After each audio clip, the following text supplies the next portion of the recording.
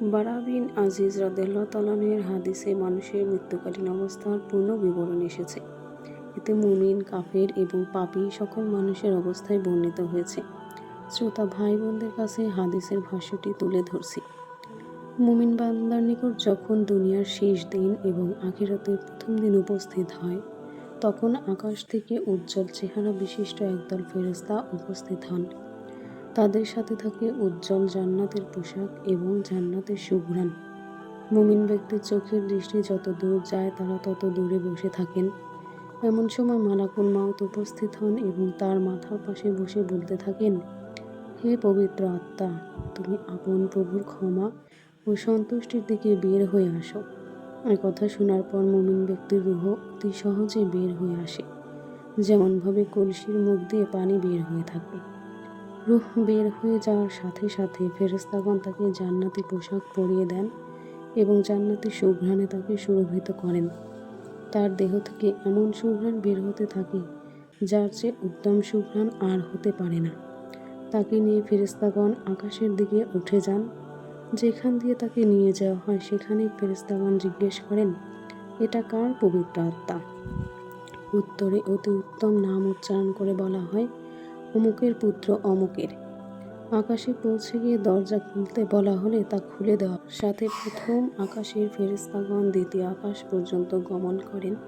এভাবেই এক এক করে সপ্তম আকাশ পর্যন্ত পৌঁছে যান।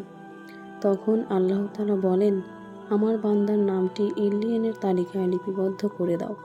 অতঃপর তাকে নিয়ে জমিনে ফিরে যাও, কেননা আমি তাকে মাটি দ্বারা সৃষ্টি করেছি, মাটির মধ্যেই তাকে ফিরিয়ে দেব এবং সেখান থেকে তাকে পুনরায় জীবিত করব। তখন কবরে তার আত্মা ফেরত দেওয়া হয়। ওখানে দুজন ফেরেশতা আগমন করেন এবং তাকে জিজ্ঞেস করেন, তোমার প্রতিপালক কে?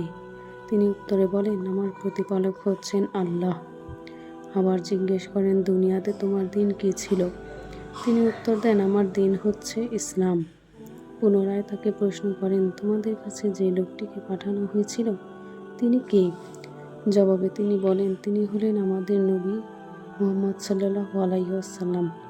তখন আকাশ থেকে মহান আল্লাহ ঘোষণা করতে থাকেন, আমার বান্দা সত্য বলেছে, তার জন্য জান্নাতের বিছানা বিছিয়ে দাও এবং তাকে জান্নাতের পোশাক পরিয়ে দাও, আর তার জন্য জান্নাতের একটি দরজা খুলে দাও, সে যেন জান্নাতে বাতাস ও সুঘ্রাণ পেতে পারে। তার কবরটি দৃষ্টিসীমা পর্যন্ত প্রশস্ত করে দেওয়া হয়।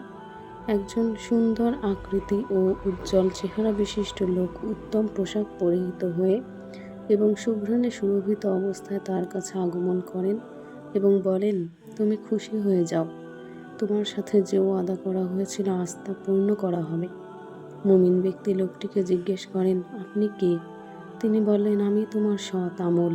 তখন মুমিন ব্যক্তি বলেন, হে আল্লাহ, আপনি এখনই কিয়ামত সংঘটিত করুন, আমি আমার পরিবারের সাথে মিলিত হব। তখন তাকে বলা হয়, তুমি এখানে আরামে ও স্বাচ্ছন্দ্যে বসবাস করতে থাকো, তোমার কোনো চিন্তা ও ভয় নেই।